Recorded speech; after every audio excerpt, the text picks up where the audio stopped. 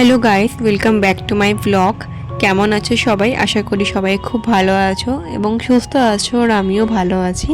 আজ ওই ব্লগটা অনেকটা ডিফারেন্ট, অনেকটা পার্সোনাল লাইফ নিয়ে। আর অনেস্টলি বলতে গেলে আমার হার্ট থেকে আসা আজকে কিছু কথা তোমাদের সাথে শেয়ার করব। জানি না তোমরা কারা কারা এটা রিলেট করতে পারবে, বাট আমি এটা খুব ফিল করি মা না থাকার অভাবটা। তোমরা যারা আমাকে রেগুলার ফলো করো তারা হয়তো আমাকে মেকআপ, কাজ, ডেলি লাইফেই দেখো, কিন্তু আজকে আমি আমার লাইফের একটা রিয়েল সাইড শেয়ার করতে চাইছি তোমাদের সাথে। আমি জানি না তোমরা কারা আমার মতন ফিল করেছো কি না, কিন্তু যদি করে থাকো তাহলে আজকের ব্লগটা তোমার সাথে অনেকটা কানেক্ট করবে। আগে যখন আমার মা বাড়িতে ছিল তখন লাইফটা অনেকটা ইজি ছিল। মানে আমি কখনো ভাবিনি যে এটা এত ইজি কেন।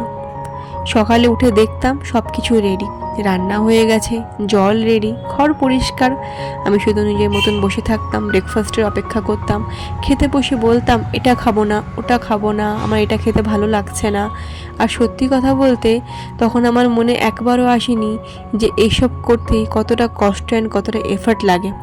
আমি ধরে নিয়েছিলাম এটা নর্মাল, এটা তো নর্মাল জিনিস, মারা এটা করেই থাকে। কিন্তু এখন মনে হয় আমি কতটা ভুল ছিলাম। জীবন যখন আস্তে আস্তে চেঞ্জ হলো, মা যখন চাকরির জন্য বাইরে থাকতে শুরু করলো, তখন থেকে আমার লাইফে অনেকটা চেঞ্জ আসলো। প্রথমের দিকে মনে হয়েছিল এটা তো কোনো বড় কথা না, আমি ইজিলি সব কিছু ম্যানেজ করে নেব। কিন্তু যখন নিজের হাতে সব করতে হলো তখন বুঝতে পারলাম রিয়েলিটিটা কী। সকালবেলা ঘুম থেকে উঠে প্রথমে চিন্তা আজকে কি রান্না করব, তারপর কিচেনে যাওয়া, সবজি কাটা, কিছু জিনিস ঠিক মতন না হওয়া, কিছু জিনিস নষ্ট হয়ে যায়, তারপর আবার ঘর পরিষ্কার, জিনিসগুলো জায়গা মতন গুছিয়ে রাখা। আর এইসবের মধ্যেও নিজের পার্সোনাল কাজ, নিজের লাইফ, সব কিছু নিয়ে একদম এক্সস্টেড হয়ে যেতাম। অনেস্টলি বলছি, অনেক দিন এমন গেছে যখন আমি বসে ভেবেছি কি করে মা এত সব একলা ম্যানেজ করতো। প্রথম প্রথম আমার খুব ইরিটেট লাগতো, কিছু করতে ইচ্ছা করতো না, খুব রাগ হতো মায়ের ওপর।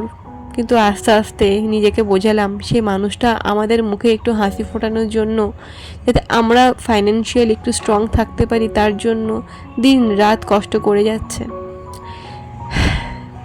আর আমি এইটুকু করতে পারবো না? নিশ্চয়ই পারবো, এটাই সবসময় নিজেকে বুঝিয়ে এসেছি। এখন আমি না করলে কেউ করে দেবেও না। আর ওই মোমেন্টটা থেকে আমার থিঙ্কিং চেঞ্জ হতে শুরু করলো। আমি বুঝতে পারলাম মা শুধু রান্না করতো না, সে আমার জন্য প্রত্যেকদিন নিজের কমফর্ট ছেড়ে দিত, নিজের রেস্ট ছেড়ে দিত, আমার জন্য সব কিছু রেডি রাখতো যাতে আমার কোনোদিনও কোনো প্রবলেম না হয়। আর আমি কি করতাম? আমি কমপ্লেন করতাম। এখন যখন আমি নিজের হাতে রান্না করি তখন প্রত্যেকটা স্টেপে আমি বুঝতে পারি একটা সিম্পল খাবারও বানাতে কতটা এফর্ট লাগে, কতটা কষ্ট হয়। এক একদিন শরীর দেয় না, এমনই কষ্ট হয়, কত সময় লাগে, কত এনার্জি লাগে। তাই এখন প্লেটে যা থাকে আমি চুপচাপ খেয়ে নিই, কোনো দিন কমপ্লেন করি না, কারণ আমি জানি এটার মধ্যে অনেক পরিশ্রম লুকিয়ে আছে। আর শুধু রান্না নয়, ঘরটা ক্লিন রাখা, সব কিছু ম্যানেজ করা, এই সব কিছু একটা মানুষ রোজ করে যাচ্ছিল। আর আমি ধরেই নিয়েছিলাম এটা তো নর্মাল। এখন আমার নিজের উপর রেসপন্সিবিলিটি এসে গেছে। এখন আমি সত্যি নিজেকে দেখে অবাক হয়ে যাই যে আমি এতটা রেসপন্সিবিলিটি কী করে নিতে পারছি।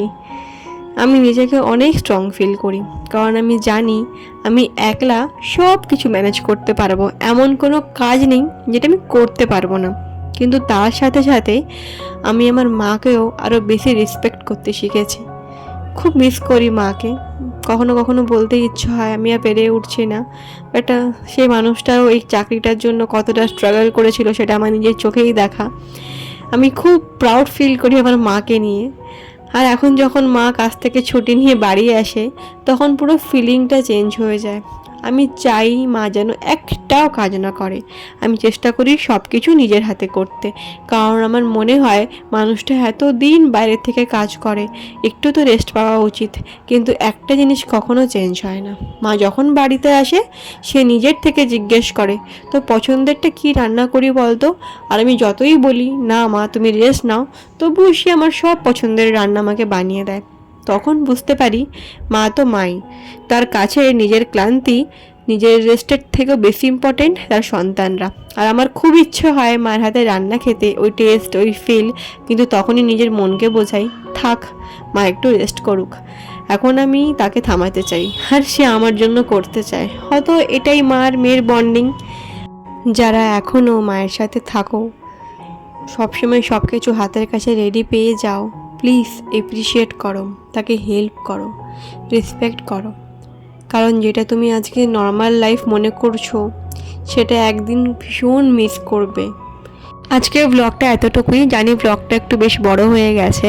যারা নিজেদের মাকে গ্র্যান্টেড নিয়ে নাও, প্লিজ একবার অ্যাপ্রিসিয়েট করো, বিকজ তারা না থাকলে বুঝতে পারবে লাইফ খুব একটা ইজি কিন্তু নয়। See you in my next blog. Bye guys, সবাই খুব ভালো থেকো, সুস্থ থেকো, টাটা।